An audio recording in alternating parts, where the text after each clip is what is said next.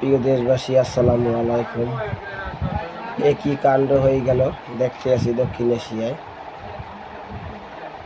একের পর এক 4টে দেশের প্রধানমন্ত্রী দাফে দাফে পালিয়ে গেল। 4টে দেশ না, তিনটে দেশ আপাতত। আর একটা দেশে যাওয়ার সম্ভাবনা আছে, গেছে কিনা আমরা সঠিক জানতে পারি না।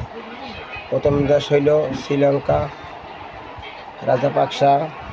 দ্বিতীয় হইলে বাংলাদেশের প্রধানমন্ত্রী শেখ হাসিনা। তৃতীয় হইলে সিরিয়ার প্রেসিডেন্ট বাশার আল আসাদ।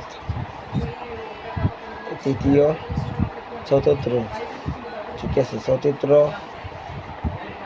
নেপালের প্রধানমন্ত্রী ওলি শর্মা নামে একজন প্রধানমন্ত্রী। তিনি আজকে শুনছি পালিয়ে গিয়েছে দেশের। কোথায় গেছে তা জানি না।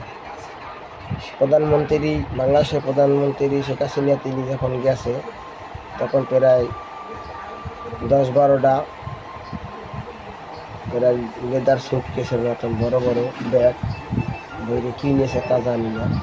আমরা টিভিতে এবং এটি দেখছি। নেপালের প্রধানমন্ত্রী তিনি কিনেছে তা এখন মধ্যে শুনি না।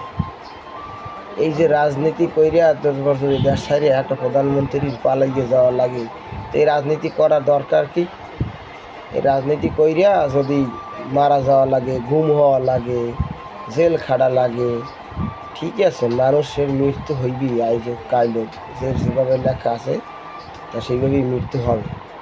সেই জন্য জনগণের হয়ে জনগণের মুখের কণ্ঠস্বর বন্ধ করা, তাকে জবরদস্তি করা, হেনস্থা করা এবং ভোট নির্বাচনে না দিতে দেওয়া, মানুষকে হিংসা অনাপ্রাণ করা এবং দেশের দুর্নীতি আঁকড়া, দেশে টাকা পাচার করা এবং দেশের রাজনীতি কইরা দেশে থাকতে পারে না। বড় বড় যেমন সামরিক কর্মকর্তা, রাজনীতিবিদ, বড় বড় ব্যবসায়ী টাকা হয়ে গেলে চুরি করিয়ে তার বিদেশে চলে যায়, তার মৃতদেহটাও দেশে আয় না, বিদেশে মাটি দেওয়া লাগে, দেশে আইতে পারে না, হেমনি শুদ্ধ চলে যায়, আর দেশে আইতে পারে না। রাজনীতি করার সে না করা ভালো।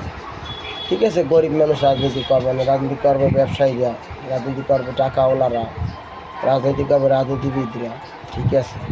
কিন্তু এই দেশের বাংলাদেশের শিক্ষা নেওয়া উচিত। সামনে যারা আগামীতে পরিচালনা করবেন তারা বুঝতে শুনলে দেশ পরিচালনা করবেন। জ্ঞান কেউ দিতে পারে না। জ্ঞান নিজের দ্বারে। রিজিকের মালিক আল্লাহ, রহমতের মালিক আল্লাহ, হেফাজতের মালিক আল্লাহ। আমাদের বাংলাদেশের 20 কোটি জনগণের রক্ষা